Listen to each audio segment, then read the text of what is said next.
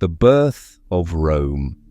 In the vast expanse of history, where myth dances hand in hand with fact and legend, where myth bleeds seamlessly into the chronicles of human civilization, there lies a tale so profound, so enduring, that its echoes still reverberate through the corridors of time.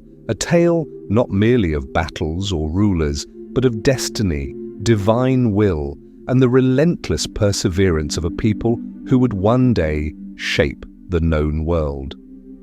This is the saga of Rome, a city that rose from the murky veils of prophecy and flame, nurtured by gods and mortals alike, enduring through centuries of upheaval to become the heartbeat of an empire and the soul of Western civilization.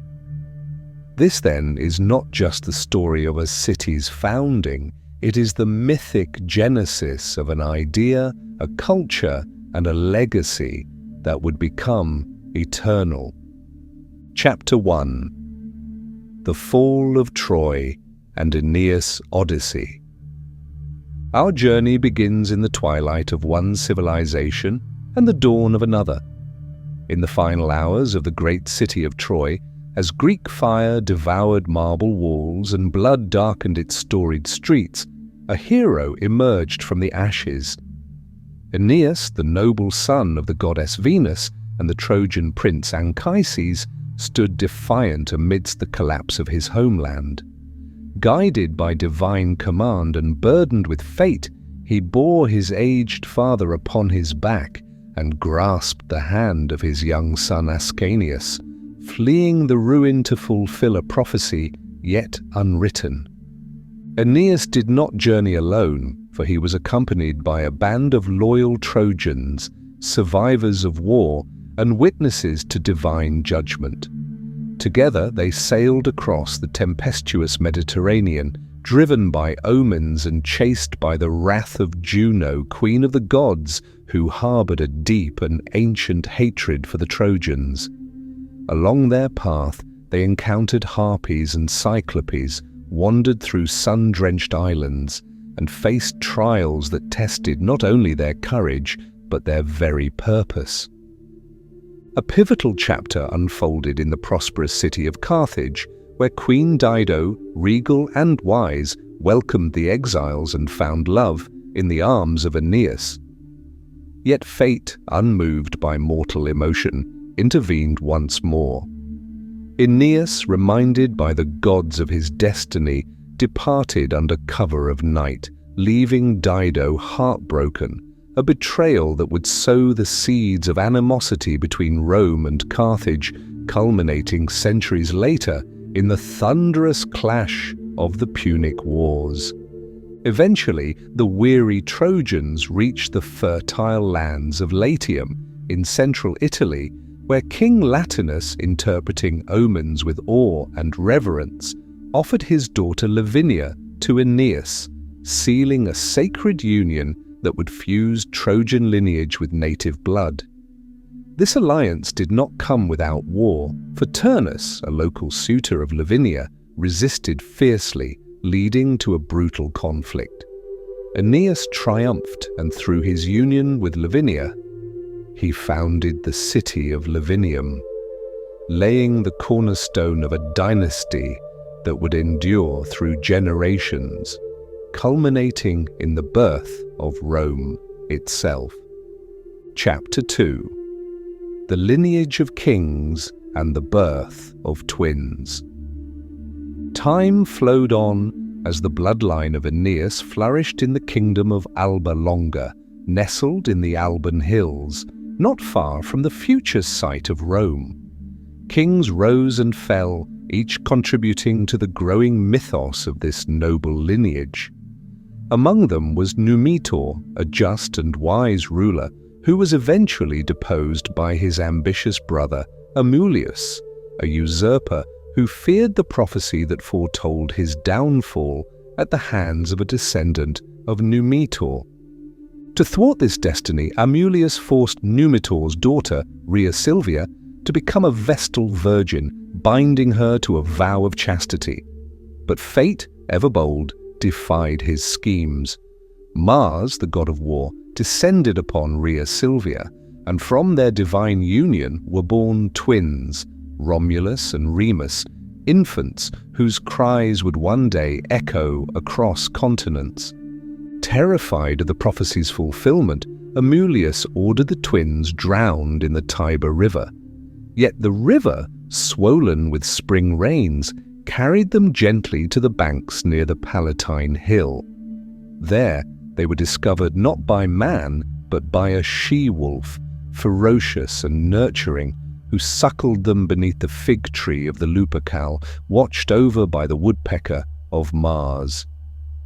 Later they were taken in by a shepherd named Faustulus and his wife Acca Larentia, who raised them as their own among the rugged hills and wild pastures. Chapter 3. Founding of Rome and fratricide. As Romulus and Remus matured, their strength and charisma became evident, and the truth of their origins was revealed. Together they confronted and overthrew Amulius, restoring Numitor to the throne of Alba Longa.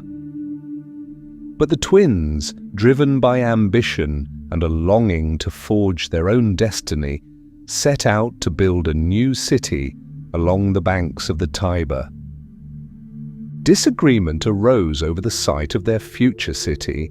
Remus favoured the Aventine Hill, while Romulus chose the Palatine.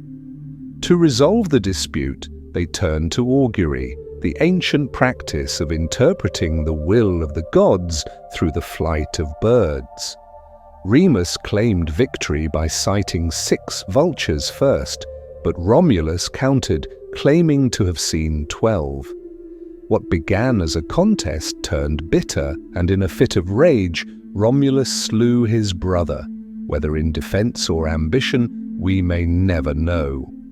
Thus, amidst bloodshed and divine omen, Rome was born on April 21st, 753 BC, with Romulus as its first king. He welcomed exiles, fugitives, and outcasts, offering sanctuary and purpose, and laid the foundations for a society that would prize determination, adaptability, and the strength to rise from adversity. Chapter 4. The 7 Kings and the Evolution of Rome. Over the next 2 centuries, Rome was ruled by a succession of 7 kings, each contributing to its transformation from a collection of huts into a city of walls, temples, and tradition. Romulus, the warrior king, established the Senate and created the Roman legions. He vanished mysteriously during a storm and was deified as Quirinus, the divine protector of Rome. Numa Pompilius, his peaceful Sabine successor, introduced religious rituals, founded the priesthoods, and established the calendar and the Temple of Janus, ushering in an age of spiritual and cultural consolidation. Tullus Hostilius, a stark contrast, revived the warlike spirit, conquering Alba Longa and incorporating its people into Rome. His successor, Ancus Marcius, blended warfare and infrastructure, building the first bridge over the Tiber and expanding Rome's port at Ostia. Then came the Etruscan kings, Tarquin the Elder, Servius Tullius, and Tarquin the Proud, who brought engineering marvels and urban sophistication. Under their rule, Rome saw the construction of the Cloaca Maxima, a great sewer that still functions today, and the Temple of Jupiter Optimus Maximus, seated atop the Capitoline Hill, symbolizing Rome's divine favor and earthly power. Chapter 5. The Fall of the Monarchy and Birth of the Republic. But absolute power would not go unchecked. The reign of Lucius Tarquinius Superbus, or Tarquin the Proud, grew tyrannical and cruel. He silenced dissent, ruled without counsel, and expanded Rome through fear. His downfall came through his son Sextus Tarquinius, whose violent assault of the noblewoman Lucretia shattered the fragile trust between ruler and ruled. Lucretia, shamed and dishonored, took her own life, but not before charging her family and fellow citizens to seek justice. Her death became the spark that ignited revolution. Led by Lucius Junius Brutus, a relative of Lucretia, the Roman people rose in defiance. In 509 BC, the monarchy was overthrown, and the Roman Republic was born, an experiment in governance by the people, for the people. Chapter 6.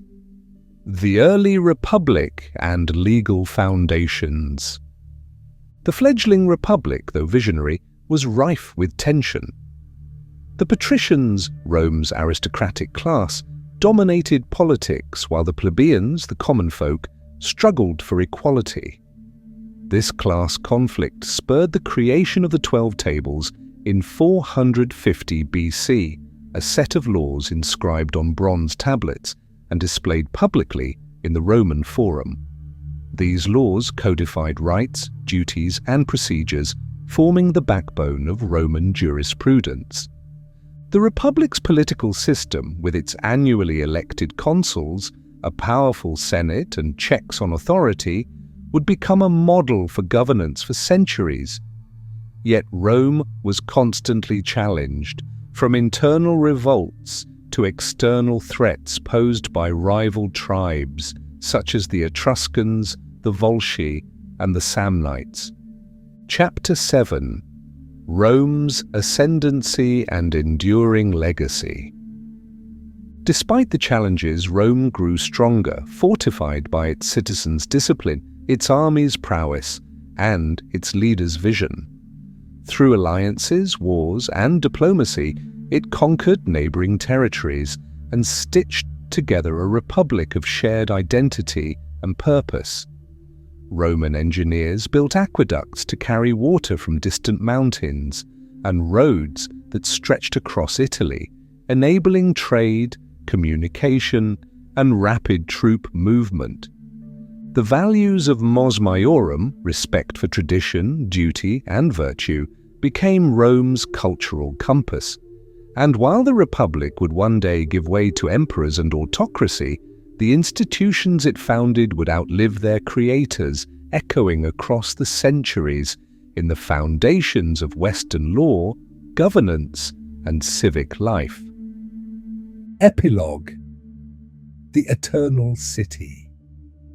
Thus, from the ashes of Troy to the 7 hills above the Tiber, Rome was not merely built by hands of mortals, but shaped by myth, by ambition, and by the belief that a city could be more than just stone and mortar. It could be an idea so powerful that it would inspire generations to come, long after the Republic fell, long after the empire crumbled. For Rome was never just a city, it was a destiny, and that destiny carved